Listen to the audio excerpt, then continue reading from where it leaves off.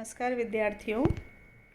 अभिज्ञान शाकुंतलम की कक्षा में एक बार फिर से हम उपस्थित हैं। अभिज्ञान शाकुंतलम की आगे की कथा को लेकर के आपको याद होगा कि हम लोग इसके 2 अंक पूर्ण कर चुके हैं और तीसरे अंक का प्रारंभ भी हम कर चुके थे। कुछ अंश हम उसका पढ़ चुके थे। अब हमें इस वीडियो में उससे आगे की कथा की ओर बढ़ना है। तो पहले एक बार सार में संक्षेप में हम ये स्मरण कर लें कि हमने कहाँ तक की कथा पढ़ी है। देखिए, इस अंक का आरंभ हुआ था मंच पर एक शिष्य के आने से, जिसने आकर के अपनी बातों से, स्वयं से ही की गई बातों से हमें ये सूचित कर दिया था कि राजा दुष्यंत ने आश्रम में जो राक्षसों के द्वारा विघ्न उत्पन्न किया गया था उसका समापन जो कर दिया है राजा दुष्यंत ने, उसकी सूचना उस शिष्य ने हमें दी थी। और उसके अतिरिक्त एक और सूचना शिष्य ने दी थी, जो शिष्य की अपनी ही बातों से थी, कि शकुंतला अस्वस्थ है और उसकी जो सखियां हैं वो उसकी सेवा कर रही हैं, उसका उपचार कर रही हैं।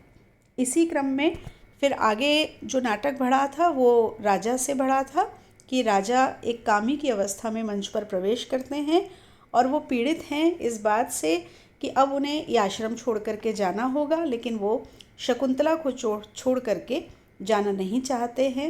वो शकुंतला को देखना चाहते हैं, लेकिन उन्हें कोई अवसर प्राप्त नहीं है कि वो शकुंतला को देख सके। तभी उन्हें ये स्मरण होता है कि इस समय, ऐसे समय जो शकुंतला है वो लता मंडप में जाती है, तो वो ये विचार करते हैं कि मैं लता मंडप में चलता हूँ और वहीं पर शकुंतला को देख सकूँगा। वो लता मंडप में जाते हैं और देखते हैं कि शकुंतला वहाँ पर पुष्पमयी शैया पर लेटी हुई है, फूलों की शैया पर लेटी हुई है और उसकी जो सखियाँ हैं वो उसको हवा कर रही हैं, उसका उपचार कर रही हैं। इस तरह का जो दृश्य था वो राजा ने देखा था और बोला था। मंच पर अभी तक इस तरह का दृश्य उपस्थित नहीं हुआ था। यहीं तक हमने कथा को पढ़ा था। अब हम बढ़ रहे हैं इससे आगे की ओर। ततः प्रविशति यथोक्त व्यापारा सह सखीभ्याम शकुंतला। ततः प्रविशति, उसके बाद प्रवेश करती है, यथोक्त व्यापारा, जैसा कि व्यापार, जैसा कार्य बताया गया था, जो अभी हमने बात की कि शकुंतला पुष्प की शैया पर लेटी हुई है और उसकी जो दोनों सखियां हैं, अनुसुया और प्रियंवदा, वो उसकी सेवा कर रही हैं। तो अपनी सखियों के साथ में शकुंतला जिस प्रकार के कार्य में बताई गई उस तरह से मंच पर उसका प्रवेश होता है। कि मंच पर अब जो दिखाई दे रहा है वो इस तरह से दिखाई दे रहा है कि शकुंतला वहाँ पर है अपनी सखियों के साथ में। सखियों, दोनों सखियाँ उपविज्य सस्नेहम, प्रेम के साथ में पंखा झलती हैं उसको, और झलते हुए हला शकुंतले, अरे शकुंतला, अपि सुखयति ते नलिनी पत्रवातः, तुम्हें ये नलिनी के पत्ते की जो हवा है ये सुख तो दे रही है। कमलिनी के पत्ते की जो हवा हम कर रहे हैं ये तुम्हें सुख तो दे रही है, क्योंकि आश्रम में रहने वाले हैं तो उनके जितने भी साधन हैं वो वही साधन हैं जो एक जंगल में, एक तपोवन में आसानी से प्राप्त हो सकते हैं, सुलभ हो सकते हैं। तो उनका जो पंखा है वो भी कमलिनी का पत्ता है। तो कमलिनी के पत्ते की जो हवा हम तुम्हें कर रहे हैं वो तुम्हें आराम तो दे रही है, तुम्हें सुख तो दे रही है। ये प्रश्न है उनका। शकुंतला किम बीजयतो माम सखियो, सखियो क्या तुम मुझे हवा कर रही हो? मतलब शकुंतला को उसकी हवा बिल्कुल नहीं लग रही है। उसे इतना ताप है कि उसे ये ज्ञात ही नहीं हो रहा, पता ही नहीं चल रहा है कि उसकी सखियाँ उसको पंखा झल रही हैं। सखियो विषादम नाटयित्वा परस्परम अवलोक्यतः, दोनों सखियाँ दुखपूर्वक अभिनय करते हुए, दुख का अभिनय करते हुए एक दूसरे को देखती है। राजा जो पीछे से देख रहा है, राजा भी सामने नहीं है, वो वृक्ष के पीछे से ये सारी क्रियाकलापों को देख रहा है। राजा कहता है, बलवद अस्वस्थ शरीरा शकुंतला दृश्यते, शकुंतला बहुत ही अस्वस्थ शरीर वाली दिखाई दे रही है। वितर्कम, तर्क के साथ में विचार करके, तत्किम अयम आतप दोषः स्यात् उत यथा में मनसि वर्तते, तो क्या ये आतप का दोष है? आतप कहते हैं धूप को, लू लगने किससे तात्पर्य है यहाँ पर? तो क्या ये लू का दोष है? ये लू लगने के कारण, धूप लगने के कारण हो गया है, या फिर जैसा मेरे मन में है उसी प्रकार की पीड़ा शकुंतला के मन में है? साभिलाषम निर्वर्ण्य, अभिलाषा से युक्त होकर के, इच्छा से युक्त होकर के देखते हुए, अथवा कृत्रिम संदेहेन, या फिर मुझे संदेह करने से क्या होगा, संदेह करने की आवश्यकता नहीं है। राजा जब शकुंतला को देखते हैं और उन्हें जब ये ज्ञात होता है कि शकुंतला अस्वस्थ है, तो राजा ये सोचते हैं कि शकुंतला की जो पीड़ा है, क्या ये धूप की पीड़ा है, लू लगने की पीड़ा है, या फिर वही पीड़ा है, वही ताप है जो मेरे मन में भी विद्यमान है, जो काम का, प्रेम का जो ताप है वही है। फिर वो अपने आप से ही कहते हैं कि मुझे संदेह नहीं करना चाहिए। उन्हें क्या तर्क मिला है, क्या प्रमाण मिला है जो उन्हें ये बताता है कि उन्हें संदेह नहीं करना चाहिए, वो अगले श्लोक में कह रहे हैं। वो कह रहे हैं, स्तन न्यस्तो क्षीरम शिथिलित मृणालैक वलयम प्रियायाः सबाधम किमपि कमनीयम वपुरिदम समस्तापः कामम मनसिज निदाग प्रसरयो न तो ग्रीष्मस्यैवं सुभगम अपराधम युवतीषु। क्या कहा उन्होंने, तो हम इसको देखें। वो कह रहे हैं, एक बार श्लोक को फिर से देख लें। स्तनस्य स्तोषीरं शिथिलित मृणालैक वलयम प्रियायाः सबाधम किमपि कमनीयम वपुरिदम समस्तापः कामम मनसिज निदाग प्रसरयो न तो ग्रीष्मस्यैवं सुभगम अपराधम युवतीषु। तो अब इसका अन्वय करेंगे हम। प्रियायाः स्तन न्यस्त उशीरम शिथिलित मृणाल एक वलयम साबाधम इदम वपु किमपि कमनीयम कामम मनसिज निधाग प्रसरयोः तापः समम तु युवतीषु ग्रीष्मस्य अपराधम एवं सुभगम न। इस क्रम में जब हम इसका अन्वय करेंगे तो हमें इसका अर्थ बहुत ही आसानी से ज्ञात हो जाएगा। तो अब हम इसके अर्थ की ओर चलते हैं। प्रियायाः, प्रिया कौन है, शकुंतला। स्तन न्यस्तो क्षीरम, उसके स्तनों पर जो रखा हुआ है उशीर, खस का जो लेप रखा हुआ है, या खस का लेप जो उसके स्तनों पर लगाया हुआ है। शिथिलित मृणाल एक वलयम, जिसने मृणाल कमल के नाल का एकमात्र वलय, एकमात्र कंगन पहना हुआ है। और कैसा हो गया है वो कंगन, शिथिल हो गया है, ढीला पड़ गया है। साबाधम, बाधा से युक्त, पीड़ा से युक्त। इदम वपु, यह शरीर। किमपि कमनीयम, कितना सुंदर दिखाई दे रहा है, कैसा मनोहर दिखाई दे रहा है। तो यहाँ राजा ने कहा कि शकुंतला पीड़ित है, उसे ताप है, और उसके ताप को दूर करने के लिए उसके शरीर पर खस का लेप लगाया हुआ है, उसके स्तनों पर खस का लेप लगाया हुआ है।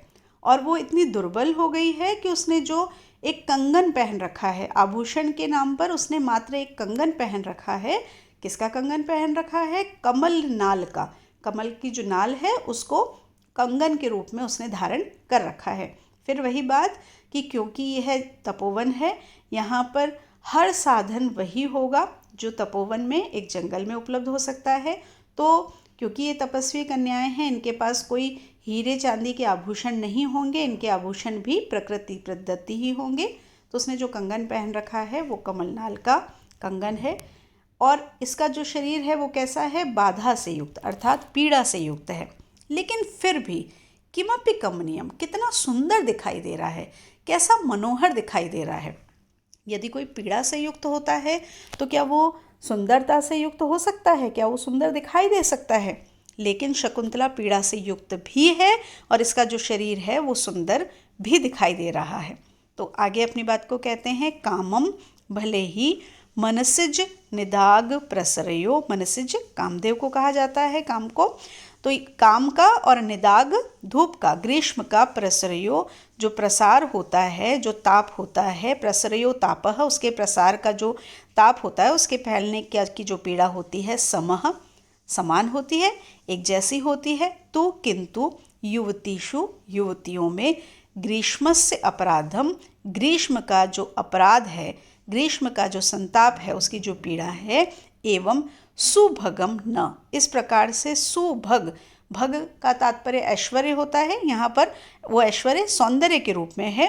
तो सुंदर सौंदर्य को उत्पन्न करने वाला नहीं होता है। उन्होंने कहा कि भले ही जो काम का प्रसार है, काम की पीड़ा है, और जो धूप की, आतप की पीड़ा है, ग्रीष्म की पीड़ा है, उन दोनों में जो ताप होता है वो ताप समान होता है। कि जब किसी को काम की प्राप्ति होती है तो भी वो ताप से युक्त होता है, और ग्रीष्म के कारण भी वो ताप से युक्त होता है। लेकिन विशेष रूप से युवतियों में यह देखा गया है कि ग्रीष्म का जो प्रभाव होता है, ग्रीष्म अपराधम यहाँ पर ये कहा गया, अपराधम का तात्पर्य हुआ कि वो एक तरह से उसने जो अपराध किया है ग्रीष्म ने पीड़ा देने का, तो ग्रीष्म का जो ताप है वो इस प्रकार का सुंदर नहीं होता है, सौंदर्य बढ़ाने वाला नहीं होता है।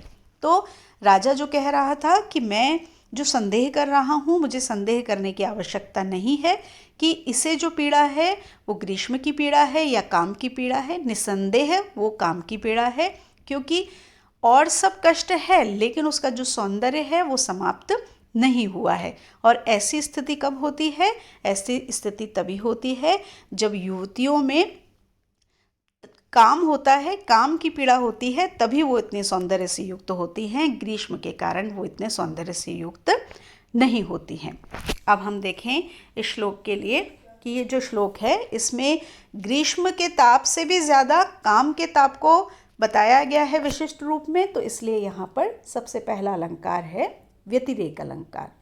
दूसरा, शरीर का जो ताप है उसके निरूपण के लिए उसके कारणों का भी उल्लेख किया गया है, कि उसको बताने के लिए उसके कारण बताए गए हैं कि स्तनों पर खस का लेप लगाया है, जो कमल नाल का वलय है वो ढीला हो गया है, तो इस कारण से उसके विशेषण रूप जो कारण यहाँ पर बताए गए हैं, उस कारण से यहाँ समुच्चय अलंकार भी है।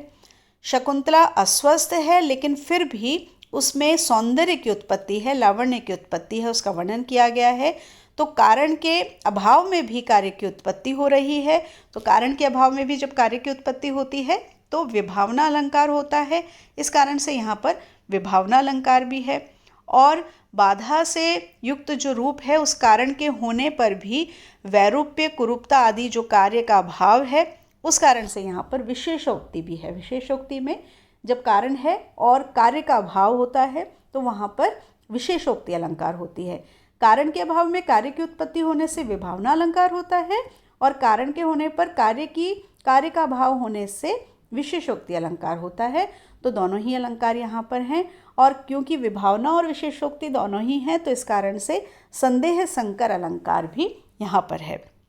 इसके अतिरिक्त उशीर आदि का जो लेपन है उससे जो संताप का मूल कारण है वो ज्ञात हुआ है, इसलिए यहाँ पर अनुमान अलंकार है।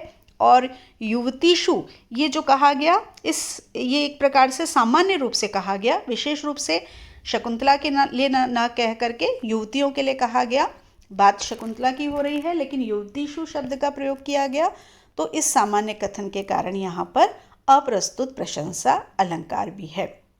आपको ध्यान रखना है कि किसी भी पद्य में अलंकार एक से अधिक भी हो सकते हैं। जिस तरह से आभूषण हम एक से अधिक भी धारण कर सकते हैं, लेकिन जो छंद है वो एक ही हो सकता है। तो इसमें जो छंद है वो शिखरिणी छंद है। हम पहले भी इसका लक्षण पढ़ चुके हैं, रसे रुद्रेश छिन्ना यमन सब लागा शिखरिणी। तो ये यहाँ पर शिखरिणी छंद इस श्लोक में हमको दिखाई दे रहा है। फिर इसके बाद प्रियंवदा जनांतिकम, प्रियंवदा हाथ की ओट में। जैसे हम अगर कभी समूह में बैठे हैं और किसी विशेष से कोई बात करना चाहते हैं तो अपने हाथ से एक ओट बना करके बात करते हैं, उसी तरह से प्रियंवदा हाथ की ओट करके अनुसूया से कह रही है, अनुसूये तस्य राजर्षि प्रथम दर्शनात् आरभ्य पर्युत्सुका एव शकुंतला, कि अनुसूया उस राजर्षि के प्रथम दर्शन से ही जो शकुंतला है वो मुझे कुछ पर्युत्सुक सी दिखाई दे रही है, कुछ दुखी सी दिखाई दे रही है। किम्नु खलु अस्याः तन्निमित्तो अयम आतंको भवेत्, क्या ऐसा तो नहीं कि इसका जो ये आतंक है, इसकी ये जो पीड़ा है उनके कारण ही हो। अनुसूया सखी ममपि ईदृश्य आशंका हृदयस्य, सखी मेरे हृदय में भी ऐसी ही आशंका है। भवतु प्रक्ष्यामि तावदेनम, अच्छा तो चलो हम इससे पूछते हैं। प्रकाशम, अब प्रकाश में मतलब सामने। अभी तक वो दोनों जो सखियां हैं वो चुपचाप बात कर रही थी, अब वो सामने पूछ रही हैं। सखी पृष्टव्यासी किमपि, कुछ पूछना चाहती हूँ। बलवान खलु ते संतापः, तुम्हारा जो संताप है, तुम्हारी जो पीड़ा है वो बहुत बलवान है, बहुत अधिक है, तेज तुम्हारी पीड़ा है। शकुंतला पूर्वार्धेन शयनात् उत्थाय, अपने आधे भाग से उस शैया से उठती हुई, हला किम वक्तु कामासी, क्या पूछना चाहती हो। अनुसूया हला शकुंतले हे शकुंतला, सखी शकुंतला, अनभ्यंतरे खल्वावां मदनगतस्य वृतांतस्य। यद्यपि हम दोनों मदन के वृतांत को, काम की घटना को, काम के व्यापार को जानने में असमर्थ हैं, अनभ्यंतरे, क्या हम उसको जानती नहीं हैं, उससे अनभिज्ञ हैं, किंतु यादृश इतिहास निबंधेषु कामेमानाम अवस्था श्रूयते तादृशम तव पश्यामि। किंतु जिस प्रकार से इतिहास के निबंधों में कामियों की अवस्था को सुना जाता है, उस तरह से तुम्हारी स्थिति को देख रही हूँ। कथय किम निमित्तम ते संतापः, तो बताओ तुम्हारा ये जो संताप है, तुम्हारी ये जो पीड़ा है, वो किस कारण से है। विकारम खलु परमार्थतो अज्ञात्वा अनारंभः प्रतिकारस्य।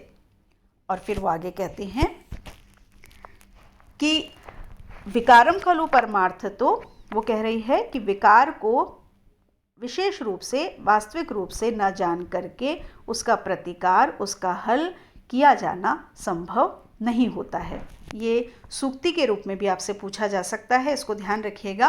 विकारम खलु परमार्थतो अज्ञात्वा अनारंभः प्रतिकारस्य, कि विकार को, जो बीमारी है, जो रोग है, उसको अगर परमार्थ रूप में, वास्तविक रूप में न जाना जाए तो उसका प्रतिकार, उसकी चिकित्सा आरंभ नहीं की जा सकती है। देखिए, यहाँ पर प्रियंवदा और अनुसुईया में पहले बात हुई है, और प्रियंवदा और अनुसुईया आपस में क्या बात कर रही हैं कि उन्होंने शकुंतला को देख करके ये अनुमान किया है कि जब से उस राजर्षि को शकुंतला ने देखा है, शकुंतला कुछ खिन्न सी दिखाई दे रही है। तो कहीं ऐसा तो नहीं कि ये जो पीड़ा है वो उसी राजा के कारण हो। अनुसुईया और शकुंतला दोनों को ही ऐसा प्रतीत हो रहा है। तो वो सोचती हैं कि चलो हम शकुंतला से पूछते हैं। शकुंतला से वो पूछती हैं तो कहती हैं कि यद्यपि हम तपस्वी हैं, हम तपोवन में रहने वाली हैं, तो हमें इस तरह के जो काम के वृतांत हैं, उनके जो व्यापार हैं, प्रेम के जो व्यापार हैं, उनके विषय में हमें ज्ञान प्राप्त नहीं है। लेकिन इतिहास के निबंधों में हमने कामियों की जो अवस्था सुनी है, इससे एक चीज़ और ज्ञात होती है, आप ध्यान रखिएगा कि यहाँ पर ये लोग शिक्षित हैं, इन्होंने इतिहास पढ़ा है, अध्ययन किया है, तो ये तपस्विनियाँ तो हैं, लेकिन ये अशिक्षित नहीं हैं। कर्ण ने इनको शिक्षा भी प्रदान की है, तो स्त्री शिक्षा भी यहाँ पर हमको दिखाई दे रही है। तो वो कहती है कि इतिहास के निबंधों में जिस तरह से हमने कामियों की अवस्था को सुना है, उस तरह से हम तुम्हें देख रहे हैं। तो तुम बताओ कि तुम्हारा ये जो विकार है वो किस कारण से है, क्योंकि जब तक कारण को नहीं जाना जा सकता है, तब तक उसका उपचार नहीं किया जा सकता है। जैसे जब कोई रोगी होता है, जब कोई बीमार होता है, वो चिकित्सक के पास जाता है, तो चिकित्सक पहले ये जानना चाहता है कि उसका जो रोग है वो है क्या, और उसके बाद ही उसका उपचार सही तरीके से हो सकता है। तो वही बात यहाँ पर उसने कही है। राजा जो पीछे से देख रहा है वो अपने आप से कह रहा है, अनुसूयाम अप्य अनुगतो मदीय तर्कः, अनुसूयाम अपि अनुगतो मदीय तर्कः। अनुसूया भी मेरे ही तर्क की ओर जा रही है। मतलब जो मैं सोच रहा हूँ, जिस प्रकार से मैं सोच रहा हूँ, उसी प्रकार से अनुसूया का भी विचार है। नहीं स्वाभिप्रायेण में दर्शनम, मेरा जो दर्शन है वो अपने ही अभिप्राय से नहीं है, अर्थात मैं जो सोच रहा था वो केवल अपने ही अनुसार नहीं सोच रहा था, क्योंकि अभी अभी राजा ने ये सोचा था कि शकुंतला की जो पीड़ा है वो काम के कारण है, ग्रीष्म के कारण नहीं है। तो हो सकता था कि राजा ऐसा चाहता था सोचना, इसलिए वो ऐसा सोच रहा हो, लेकिन अनुसूया के तर्क से उसको अपने तर्क पर बल मिला है कि मेरा जो सोचना था वो केवल स्वार्थवश नहीं था, वास्तव में ऐसा ही है। अब शकुंतला आत्मगतम का मतलब जब अपने मन में पात्र सोचता है तो वहाँ पर लिखा होता है आत्मगतम। वो सामने नहीं बोल रही है, अपने मन में सोच रही है। बलवान खलु में अभिनिवेशः इदानीम अपि सहसै तयोर्न शक्नोमि निवेदयितुम। यद्यपि मेरा जो अभिनिवेश है, यद्यपि मेरी जो आसक्ति है, मेरा जो प्रेम है, राग है, वो बहुत बलवान है, बहुत अधिक तेज है, बलवान है, बलवती है, किंतु इस समय भी मैं इन दोनों को सहसा, अचानक से मैं इनको बताने में समर्थ नहीं हूँ। मैं नहीं बता पाऊँगी कि ऐसा नहीं है कि मेरा जो प्रेम है वो बहुत ही कम है, अभी मेरा जो प्रेम है वो बहुत बलवान है, बहुत अधिक स्थिति पर पहुँच गया है, अधिकता की स्थिति पर पहुँच गया है। लेकिन सखियों के पूछने पर एक संकोच का अनुभव उसे हो रहा है, और वो कह रही है कि लेकिन मैं अचानक से इनको बता सकूं ऐसा संभव नहीं है। प्रियंवदा सखी शकुंतले, मित्र सखी शकुंतला, सुष्ठु एषा भणति, ये सही कह रही है। प्रियंवदा की बात का समर्थन, प्रियंवदा ने अनसुईया की बात का समर्थन किया है कि शकुंतला, ये अनसुईया सही कह रही है। किम आत्मन आतंकम उपेक्षसे, तुम अपने आतंक की, अपनी पीड़ा की, अपने आतप की उपेक्षा क्यों कर रही हो, उस पर ध्यान क्यों नहीं दे रही हो। अनुदिवसम खलु परिहीयसे अंगई, तुम्हारे जो अंग हैं उनसे तुम अनुदिवसम, अनुदिवसम प्रतिदिन, दिन दिन तुम्हारे जो अंग हैं वो हीन होते जा रहे हैं, अर्थात तुम्हारे जो अंग हैं वो कमज़ोर होते जा रहे हैं। केवलम लावण्यमयी छाया त्वाम न मुंचती, केवल लावण्य से युक्त, सौंदर्य से युक्त जो छाया है वो ही तुमको छोड़ नहीं पा रही है। कि सखी शकुंतला, तुम क्यों इस तरह से अपनी उपेक्षा कर रही हो। अनुसुईया सही कह रही है कि तुम क्षीण होती जा रही हो, शरीर तुम्हारा दुर्बल होता जा रहा है, लेकिन तुम्हारा जो सौंदर्य है, तुम्हारा जो लावण्य है वो तुम्हारा साथ नहीं छोड़ रहा है। तुम्हारा जो सौंदर्य है वो वैसे ही है या वो और अधिक बढ़ गया है। तो इसका तात्पर्य ये है कि तुम्हारे भीतर जो पीड़ा है वो किसी कारण से है, तो वो तुम हमें बताओ जिससे कि हम उसका उपचार कर सकें। अब राजा ये बात सुन कर के क्या कहने वाला है, क्या शकुंतला अपनी पीड़ा अपनी सखियों को बताएगी, और यदि बताएगी तो किस तरह से बताएगी और क्या उसका उपचार किया जाएगा, इसके लिए हम अब मिलेंगे अगली कक्षा में। तब तक के लिए धन्यवाद, नमस्कार।